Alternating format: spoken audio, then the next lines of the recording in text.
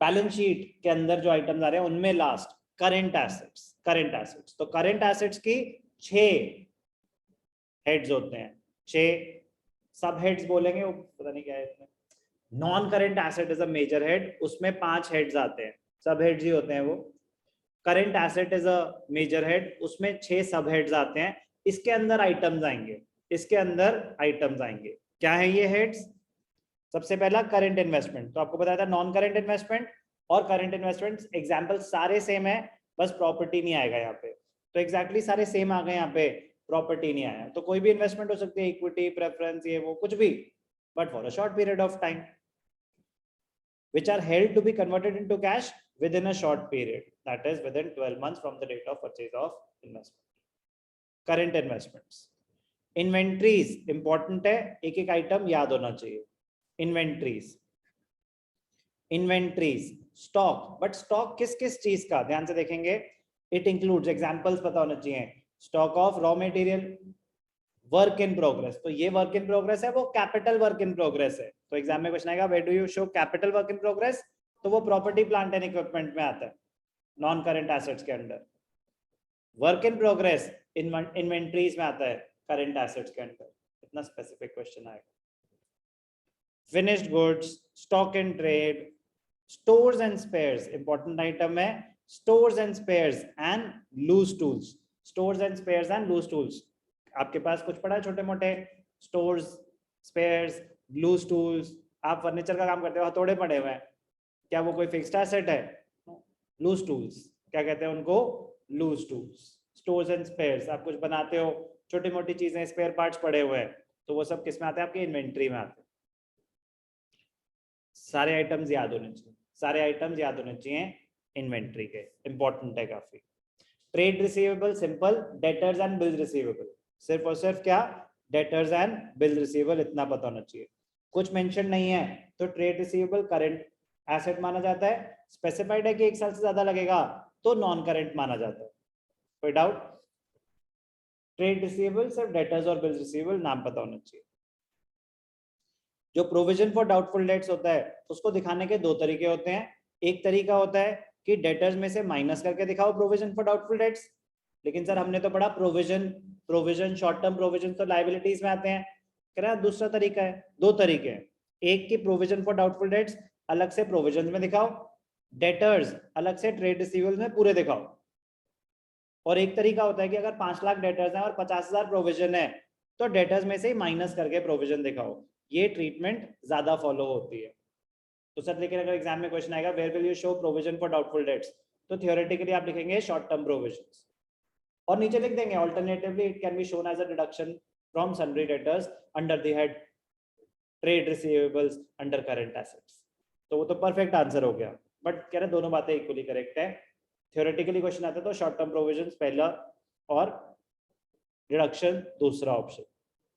Numerically जब हम करते हैं तो फॉलो एक्चुअली हम क्या करते हैं? Deduction from debtors. दोनों बातें इक्वली करेक्ट है। करंट एसेट्स में सबसे पहले current investments done, trade receivables done, cash and cash equivalents, बड़ा ही मजेदार पॉइंट है, cash and cash equivalents. Cash या कैश जैसा वो कैसा जो इमीडिएटली कैश में within a short period of time cash में कन्वर्ट हो सके, वेरी शॉर्ट, मतलब as liquid as cash equivalent. तो एक तो आ गया आपका bank balance, that is cash और cash equivalent. Bank balance is cash और cash equivalent, that is cash. तो cash in hand, cash at bank is cash, cheques in hand is cash equivalent कि immediately आप bank में डालेंगे तो वो convert हो जाएगा। Cash in hand, others, earmarked balances with banks, for example unpaid dividend। सुना सा नाम लग रहा है सर, ये तो करंट लायबिलिटीज में, अदर करंट लायबिलिटीज में था, unclaimed dividend, unpaid dividend, dividend payable. बेटा पॉइंट क्या बता रहा है? earmarked balances with banks, example unclaimed dividend. इसका मतलब आपने बैंक में कुछ पैसा डाल के रखा हुआ है, कुछ स्पेसिफिक पर्पस के लिए, फॉर एग्जांपल आपने डिविडेंड देना है, तो बैंक बैलेंस की बात हो रही है, लाइबिलिटी की बात नहीं हो रही। आपने बैंक में 50 करोड़ रुपए डाले हुए हैं कि डिविडेंड पेएबल है, तो वो जो बैंक बैलेंस है 50 करोड़, उसकी बात हो रही है कि जो बैंक बैलेंस है ये कहाँ शो करे, डिविडेंड पेएबल आप लाइबिलिटी ऑलरेडी दिखा चुके हैं। जो बैंक बैलेंस में पड़े हुए हैं वो कहाँ आएंगे, cash and cash equivalents, year mark balances. समझ आया क्या बोला मैंने? मैंने 50 करोड़ डिविडेंड पे करना है, 500 देना था, 450 दे चुका, 50 बचा हुआ है। कह रहे हैं आपको बैंक में डिपॉजिट करके रखना पड़ेगा उतना पैसा। ईयर मार्क का मतलब होता है mark for a specific purpose. मैंने बैंक में 50 crore what ever the amount lock करके रखा हुआ है कि ये पैसा एक पर्पस में यूज होना है, किसी भी पर्पस, एग्जाम्पल डिविडेंड देना है, एग्जाम्पल इज इररिलेवेंट, वो कह रहे हैं कि किसी भी एक पर्पस के लिए पैसा आप ब्लॉक करके बैठे हुए हो, वो भी आपका बैंक बैलेंस के में काउंट होगा, कैश एंड कैश इक्विवेलेंट्स में दिखाया जाएगा। बट क्या वो आपका फ्री बैंक बैलेंस है, तो वो बैलेंसेस बैंक्स में नहीं आ रहा होगा, वो सेपरेटली आ रहा होगा ईयर मार्क बैलेंसेस। समझ आई बात? कोई doubt?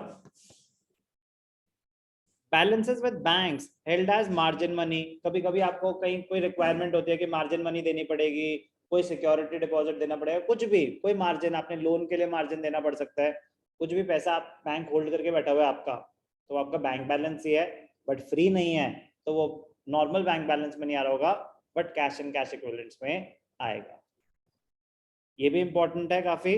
Bank deposits with more than 12 months maturity, अगर आपने कोई एफडी करा रखे, कुछ भी डिपॉजिट करा रखे हैं विद मोर देन 12 मंथ, वो भी कैश इक्विवेलेंट में माना जाता है, क्योंकि आप कभी भी सरेंडर कर सकते हैं, क्योंकि आप कभी भी सरेंडर कर सकते हैं, इसलिए उसको कैश इक्विवेलेंट्स में ही दिखाया जाता है, नॉन करंट इन्वेस्टमेंट्स में नहीं। Clear? Cash and cash equivalents. Next, short term loans and advances, आपने किसी को पैसा दे रखा है तो भाई साहब 1 साल के अंदर अंदर वापस कर देना, तो वो short term loans and advances. Other current assets important है, अदर करेंट एसेट्स, इसमें 3 एग्जांपल आपको याद करने पड़ेंगे, अक्रूड इनकम, प्रीपेड एक्सपेंसेस और एडवांस टैक्स। ठीक है ना? अगर कुछ मेंशन नहीं होता तो अदर करंट एसेट्स को प्रीपेड एक्सपेंसेस माना जाएगा। अगर कुछ भी नहीं दे रखा, आगे रेशियोज में काम आएगी ये बात, अभी तो बस आपको समझाने के लिए समझा रहा हूं। अगर कुछ मेंशन नहीं है तो other current assets are equal to prepaid expenses. Otherwise इसमें आप क्या क्या मानेंगे current assets, other current assets, examples prepaid expenses, accrued income, advance taxes, dividend receivable भी है बट ये 3 मोस्टली यूज होंगे। 4 है, 4 याद कर लो। डिविडेंड रिसीवेबल आपको पैसे मिले, अक्रूड इनकम है एक तरह से, अदर करेंट एसेट्स आपको पैसे मिलने वाले हैं, प्रीपेड एक्सपेंसेस तो आपने एडवांस में दे रखे हैं, अक्रूड इनकम आपकी इनकम राइज होने वाली है, advance tax it is a type of prepaid expense only, इसलिए करेंट एसेट, और डिविडेंड रिसीवेबल।